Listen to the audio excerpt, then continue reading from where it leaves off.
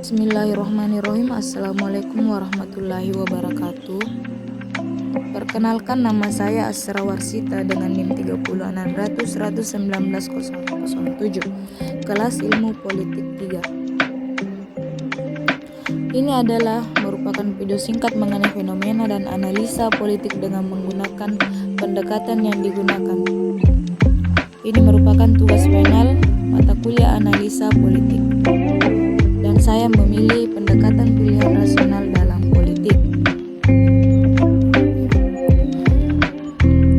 Pendekatan ini muncul dan berkembang belakangan sesudah pertentangan antara pendekatan yang dibicarakan di atas mencapai semacam konsensus yang menunjukkan adanya pluralitas dalam bermacam-macam pandangan.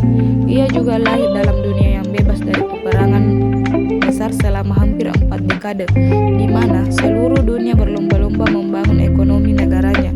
Berbagai negara baru menyusun rencana-rencana pembangunan, sedangkan beberapa negara kaya turut membantu melalui bermacam-macam organisasi internasional atau secara bilateral. Dalam ilmu politik pada umumnya dikenal nama pendekatan pilihan rasional. Sementara itu juga ada beberapa lain seperti public choice dan collective choice.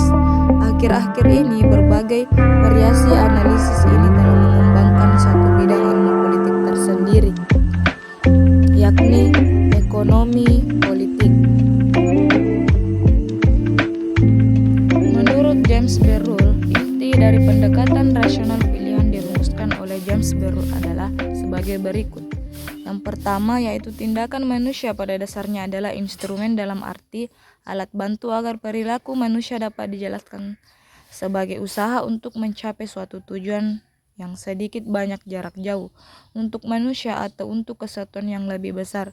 Tujuan atau nilai tersusun secara hierarkis yang mencerminkan preferensi ini relatif stabil.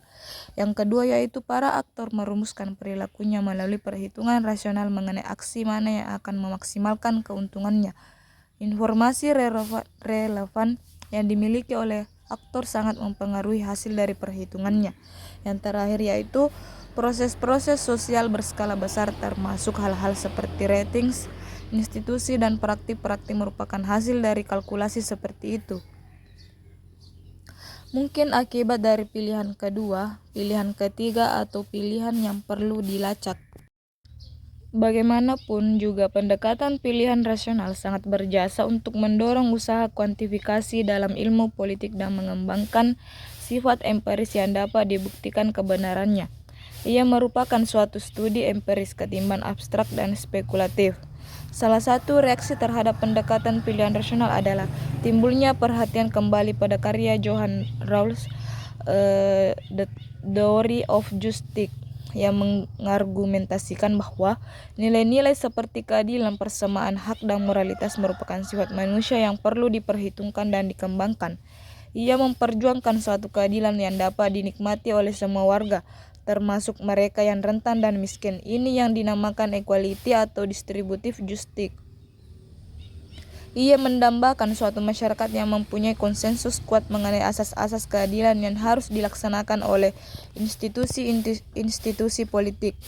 Sementara para struktural funksionalis melihat negara sebagai salah satu sistem dari sekian banyak sistem, maka para neomarkis memandang negara yang mereka selalu maksudkan negara kapitalis sebagai faktor negatif dalam konstelasi politik karenanya sifatnya yang represif.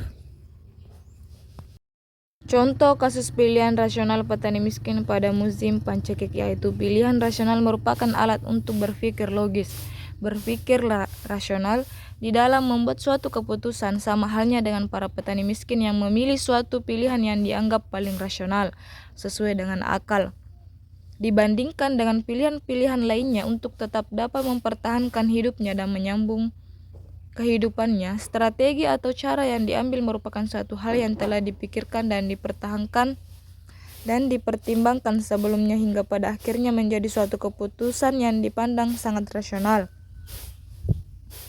Teori pilihan rasional ini menekankan pada dua hal yaitu aktor dan sumber daya.